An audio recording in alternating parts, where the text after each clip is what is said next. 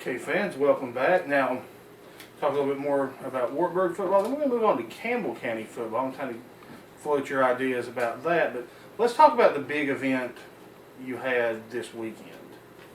Yesterday we had a 60-year reunion for the 1951 Wartburg High School football team. Homer Rice was the head coach of that football team. He's 85 and he was able to make it in from Florida. It was his first coaching job, and for those not familiar with Coach Rice, I'm sure any football fans are, but some that might not be. He was the inventor of the triple option offense. He went from Wartburg High School, he was there for 1 year, went undefeated, and then went on to a few other high schools before moving into the college ranks. He coached at Oklahoma, University of Kentucky. He was head coach at the University of Cincinnati. Coached at Rice University, and then he was the head coach of the Cincinnati Bengals. He was then athletic director at North Carolina and at Georgia Tech. He's retired in the Hall of Fame, but Channel 10 News was up there covering it. Knoxville News Sentinel was there. It was a pretty big deal for Wartburg and for to know that they were actually to have that tradition where Coach Rice, a very famous person, he's got books out there if anybody wants to look him up and look up some of the books. But to see somebody go from Wartburg to that type of level, I guess there's hope for me. I say maybe in 50 years you'll be going back to Wartburg to hand out your book. Me and my adventure with Sean and Pat. Well, that's amazing that, that somebody, they're still alive, frankly, but 60 years, for him to come back to Wartburg, after all that time, and remember Wartburg to the heights that he reached, and still come back to that community is really impressive for him. Yeah, he said he had plenty of offers to be an assistant coach at the college level and at other high schools, but he wanted a head coaching job, and he got a letter from Wartburg, and he came and took it. He had some great stories that were some of them funny and everything, really nice. He's still getting around great. Looked like maybe only 4 or 5 of the team members had passed away, but he gave them all a medallion, almost like it was their banquet for that season again. They had the team schedule and record on it and everything, and said that they were undefeated. Got one for myself, got an autographed book of him, and he's really a person, after hearing the stories I heard, not just the way he coached, but the way he led those men and the way that they still look up to him today, even though he was only there 1 season. He made an impact on their life, and I hope that I can be that type of coach, be the type of man that Coach Rice is. We were lucky enough at Jacksboro for a long time to have Chan Caldwell come up and work with us. Of course, Chan, legendary coach. While you were there, did you ever get to work with Chan? Never got to work with him, but I met him and talked to him on several occasions. He was a great guy. He coached at UT. A lot about the single wing. We came in. Not many people can say they actually, worked with somebody that, worked on that level. He coached at La Follette High School and went, to many different places, and it's nice to see legendary coaches still able to apply their trade. Yeah. If anybody is a legend, inventing the triple option make you a legend for sure. Yeah, and I think a trivia question that most people wouldn't know, and we were trying to find it on Google, you can't really even find it there, but Wartburg High School in 1951 with Coach Rice was the first school to ever run the triple option. So people should remember it. Oklahoma and Nebraska ran the triple option for years. Kansas State. They've won about 10 national championships between the two of them running the triple option. So, to think that he's the father of that offense and Wartburg was where it was born. That level that came from Wartburg. That's amazing. Yeah, it really is. It's nice to, now knowing that I'm a head coach at Wartburg, it's going to be one. I'm not comparing myself to Coach Rice at all. It'd be hard to reach that level. But just knowing that when people look down head coaches at Wartburg, my name will be listed in the same column with someone as great as Coach Rice. You're right there with the Hall of Fame. Yes. It's impressive that you got to meet him. That he came to Wartburg, traveled that distance at his age, and come all the way back to that small area. I guess he got his start there. He's happy with it. Yeah, and he sounded like he still keeps in contact with several of the players from that team. It really meant a lot to him to work with those kids, or what is now 70-year-old men. Well, kids are a relative term at that point, but it's good to see. You don't think about football tradition a lot around here because, unfortunately, Campbell County's not had that much football tradition since they get away with Jacksboro and La Follette high schools. And we don't think about that because, outside of Coach Wells, nobody ever had a winning season at Campbell County. And then you can talk about your time at Wartburg. Homer Rice went undefeated. You know, there's been some actual good programs there over the years.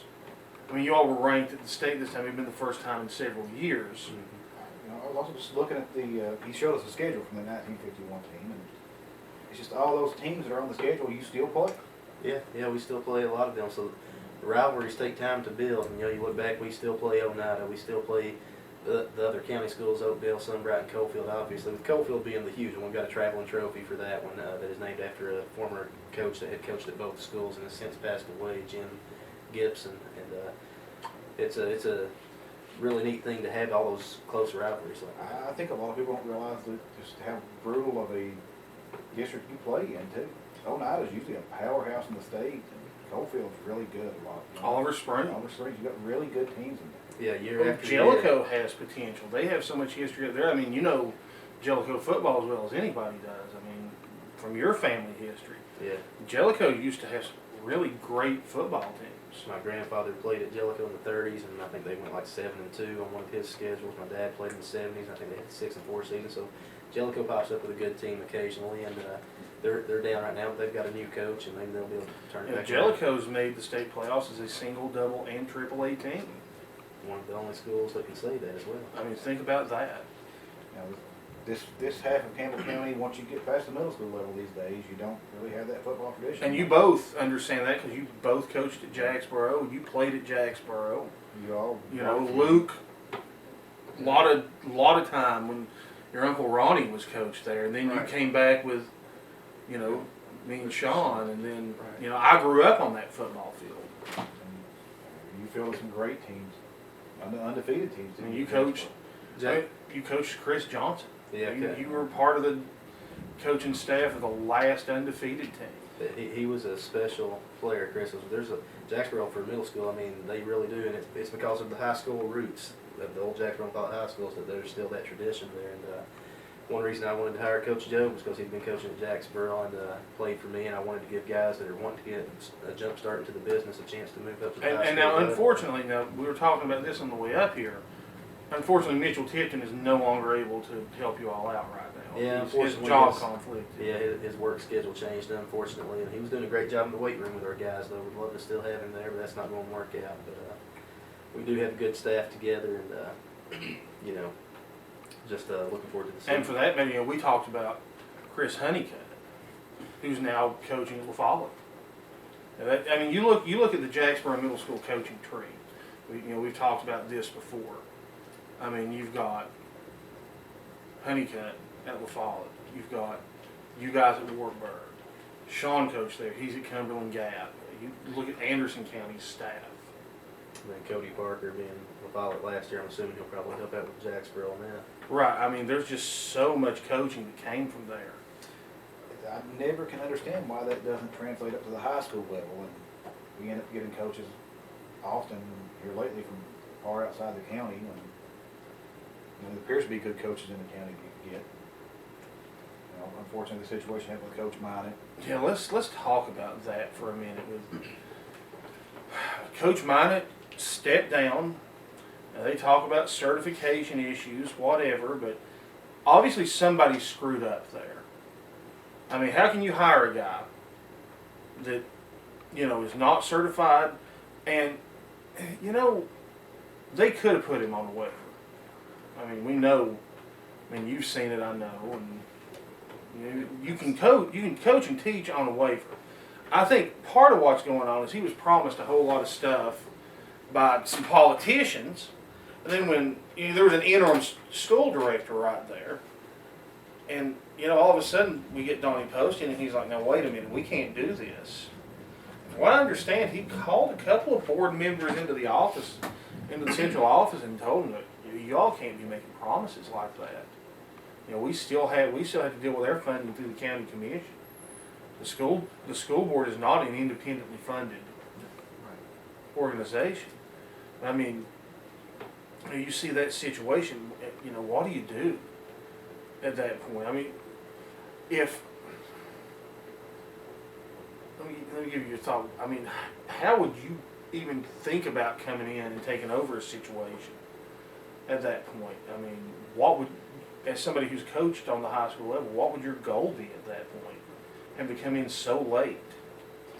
At this point, you'd really just hope that you can get here and get the team to buy into what you're selling and have them gel together as a team and realize it doesn't matter who the coach is. It's still what can they make of the season. And you know, you've coached a lot of these kids. I know you still keep in contact with some of them.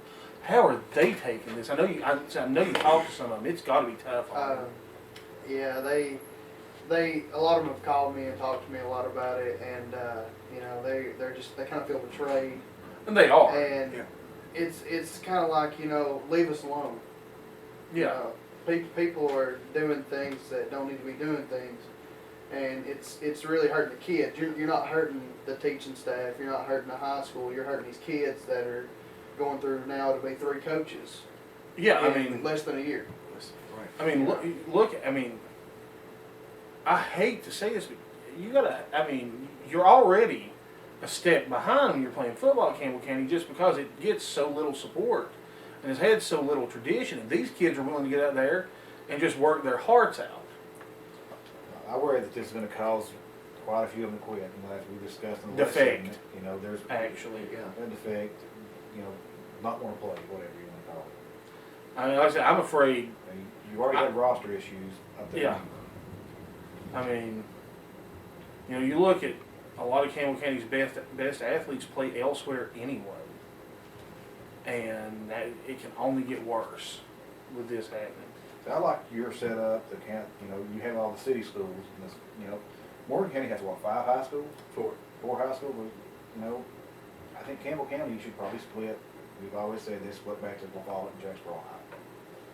As far as goes for being able to build a decent football program. I mean, I'll be honest with you. You would probably be wearing 2 or 3 state title rings as a player. Me and you would probably be wearing 3 or 4 as coaches at this point. If those teams were split up, you would actually probably be wearing 1 as a player. Had they not put Campbell County High School as a consolidated school. In fact, conversation we had not too long ago was people that, oh, we should just consolidate all of Air Force schools and make one giant football program.